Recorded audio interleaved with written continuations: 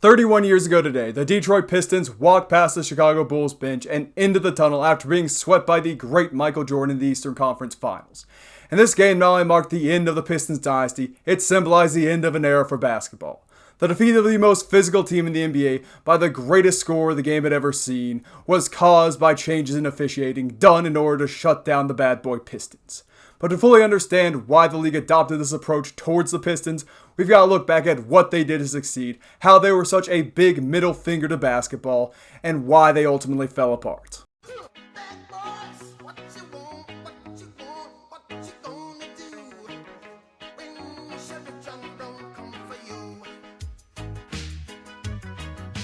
Before I get into the video, I want to clear up a misconception. The Detroit Pistons would have been an amazing team without assaulting every single player who dared to set foot in the paint. Dennis Rodman is the greatest rebounder ever not named Wilt Chamberlain and was a menace defensively. Joe Dumars was a perennial all-star and finals MVP. Bill Laimbeer was the hardest hitting basketball player in history and was also an elite defender who pioneered the art of center shooting threes. And of course, there's Isiah Thomas, whose career is often overlooked because he played in the same era as Magic Johnson. And while Isiah Thomas was a Walmart version of Magic, that still makes him the fourth best point guard ever. This team had 3 Hall of Famers and the self-proclaimed Prince of Darkness in the paint. This, paired with an elite bench and Hall of Fame coach in Chuck Daly, spelled doom for the rest of the league. The Pistons played a suffocating man-D that either forced offensive players to throw up a long prayer or drove them inside to face their bigs. This is where the Pistons got their reputation. John Saley, Dennis Rodman, Rick Mahorn, and Laimbeer would take turns hammering opposing scores. This proved too much for the rest of the league in 1998 and 1990.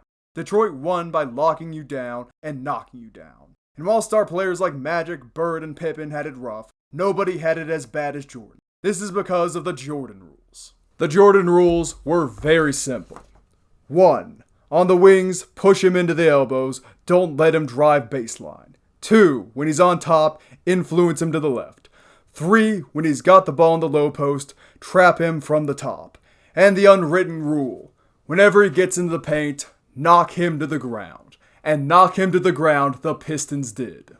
Night in and night out, the Pistons would pound Jordan to the floor every time he went in for a layup or a dunk. The best testament I can give to the extent of these fouls is the fact there is a 7-minute compilation of the Pistons giving Jordan the business from just one of his 4 matchups with Detroit. It was hard to watch at times and made basketball look like a barbaric sport rather than a display of skill and athleticism. The NBA was not happy about this.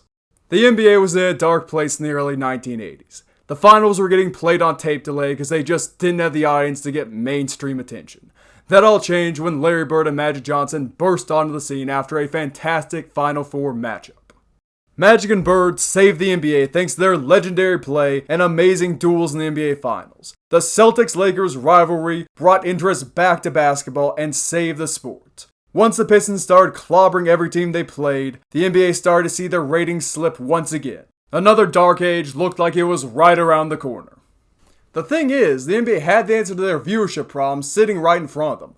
Michael Jordan was the most marketable star basketball had ever seen, but he could never manage to make it to the finals because the Neanderthals in Detroit kept clubbing him over the head. The league's solution to this? The flagrant foul.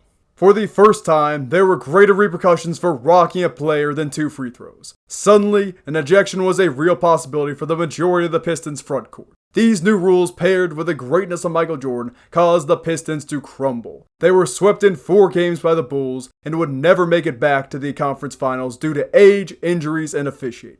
And while the Pistons did win another championship in 2004, they never quite managed to reclaim the magic of the bad boy teams of the late 80s and early 90s. So the next time you're about to laugh at today's lottery-bound Pistons, just remember, without the bad boys of the 1980s, we wouldn't have offensive-minded stars like Steph Curry, Kevin Durant, and James Harden in today's NBA. So thank you, Detroit. You finally did something right in the only way you know how to, by trying to hurt other people.